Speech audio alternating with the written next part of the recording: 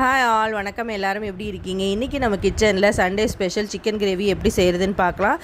இது நம்ம வீட்டு முறைப்படி எப்படி செய்கிறதுன்னு பார்க்கலாங்க. இன்றைக்கி நான் கம்மஞ்சோறு செஞ்சு அதுக்காக இந்த குழம்பு செஞ்சுருக்கோம். இதுக்கு 1 கிலோ சிக்கன் எடுத்து நல்லா மஞ்சத்தூள் உப்பு போட்டு 2 நிமிஷம் நல்லா ஊற வச்சுட்டு அப்புறம் 2-3 டைம் நல்லா வாஷ் பண்ணி எடுத்துட்டேன். அப்படி செஞ்சால் தாங்க ஸ்மெல் போகும். கொஞ்சம் நேரம் ஊற வச்சுட்டு கழுவி எடுத்துக்கோங்க. இதுக்கு 10லேருந்து 15 வரமிளகாய் எடுத்துருக்கோம். இந்த மாதிரி நடுவில் கீறிட்டு இதோட விதையை எடுத்துட்டு நம்ம யூஸ் பண்ண போகிறோம். விதையை எடுத்துட்டு இந்த மாதிரி தனியாக எடுத்து வச்சுக்கோங்க. இதுக்கு ஒரு 1/4 கிலோ அளவு நான் சின்ன வெங்காயத்தை கட் பண்ணி எடுத்து வச்சுருக்கேன். இஞ்சி பூண்டு எடுத்து வச்சுருக்கோம். ஒரு கொத்து கருவேப்பிலையும் தனியாக எடுத்து வச்சுருக்கோம். இது மண் சட்டியில் தாங்க செய்ய போகிறேன். இதுக்கு நல்லெண்ணெய் ஊற்றிருக்கோம். நல்லெண்ணெய் 2 டீஸ்பூன் அளவு ஊற்றிட்டு கடுகு சோம்பு போட்டு தாளிச்சிக்கலாம். சின்ன வெங்காயத்தை நம்ம அப்படியே முழுசாகவும் போடலாம். சின்னதாக இருந்ததுன்னா, பெருசாக இருந்ததுன்னா கொஞ்சம் கட் பண்ணி போட்டுக்கோங்க. இது கூட தட்டி எடுத்து வச்சுருக்கிறேன் 10லேருந்து 15 பூண்டு, ஒரு பெரிய இஞ்சியை நல்லா தட்டி சேர்த்திருக்கோம்.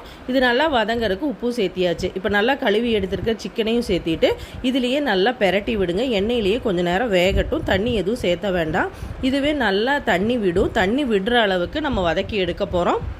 இது நல்லா பார்த்தீங்கன்னா தண்ணி விட்டு வந்துருச்சு. அது வரைக்கும் நம்ம வதக்கி விட்டுருக்கோம். இது நல்லா வதங்கி வந்ததுக்கப்புறம் இதுக்கு விதை நீக்கி எடுத்து வச்சுருக்கிற 10லேருந்து 15 வரமிளகாயை காரத்துக்கு ஏற்ற மாதிரி நம்ம சேர்த்திட்டு அதையும் சேர்த்து நல்லா வதக்கி விட போகிறோங்க.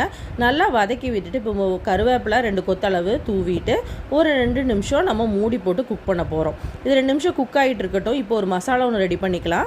கடாயை சூடு பண்ணி மிளகு 2 டீஸ்பூன், மல்லி 2 டீஸ்பூன், சோம்பு 1 டீஸ்பூன், சீரகம் 1 டீஸ்பூன், 4 வரமிளகா சேர்த்தி நல்லா வறுத்துட்டு மணம் வர வரைக்கும் நல்லா வறுத்துக்குங்க. கலர் மாறினா போதும், எங்கேயாவது கருக விட வேண்டாம். இதை ஆற வச்சு பொடி செஞ்சு எடுத்துட்டேங்க. சிக்கனை ஓப்பன் பண்ணி பார்த்தோன்னா நல்லா எண்ணெய் பிரிஞ்சு வெந்து வந்திருக்குங்க. இந்த டைமில் நம்ம அரைச்சி எடுத்துருக்கிற மசாலாவையும் இதில் 2லேருந்து 3 டீஸ்பூன் சேர்த்திட்டு அதையும் நல்லா மிக்ஸ் பண்ணி விடுறோம். இது எண்ணெயில் நல்லா மிக்ஸ் பண்ணி உள்ளே இறங்குற வரைக்கும் நல்லா வதக்கி விடுங்க. இது கூட 1/4 டீஸ்பூன் மஞ்சத்தூள் சேர்த்திக்கிறோம். 2 தக்காளியை கட் பண்ணி சேர்த்திக்கிறேங்க. அதையும் சேர்த்து நல்லா வதக்கி விடுங்க.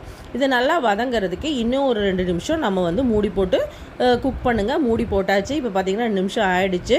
பார்த்திங்கன்னா நல்லா எண்ணெய் பிரிஞ்சு வந்து தக்காளியும் நல்லா வெந்து வந்திருக்கு. இது நல்லா வதக்கி விட்டுருங்க. இது கூட தேவையான அளவு தண்ணி சேர்த்திக்கிறோம். இது நீங்கள் உங்களுக்கு செமி கிரேவியாக இருந்ததுன்னா கம்மியாக தண்ணி சேர்த்திக்கோங்க. தண்ணியாக வேணும்னாலும் நமக்கு தேவையான அளவு தண்ணி சேர்த்திக்கலாம். இதுக்கு தேவையான அளவு உப்பும் சேர்த்திட்டு ஒரு 3லேருந்து 4 நிமிஷம் நல்லா கொதிக்க விடுங்க. ஒரு கொத்து கருவேப்பிலையும் தூவிட்டு ஒரு 2 நிமிஷம் நம்ம மூடி போட்டே குக் பண்ணலாம். இப்போ குக் பண்ணி எடுத்து பார்த்தோன்னா சூப்பரான கிரேவி ரெடிங்க. இது ரொம்ப மசாலா இருக்காது, பட் காரசாரமாக இருக்கும். ஏன்னா வீட்லேயே அரைச்சி மசாலா நம்ம ரெடி பண்ணியிருக்கோம். சூப்பராக இருக்கும். நான் இன்றைக்கி கம்மஞ்சோறு செஞ்சு அது கூட தாங்க ட்ரை பண்ணியிருக்கேன். நீங்களும் செஞ்சு பார்த்துட்டு பிடிச்சிருந்தா லைக் பண்ணுங்கள், ஷேர் பண்ணுங்கள், சப்ஸ்கிரைப் பண்ணுங்கள். தேங்க்ஸ் ஃபார் வாட்சிங்.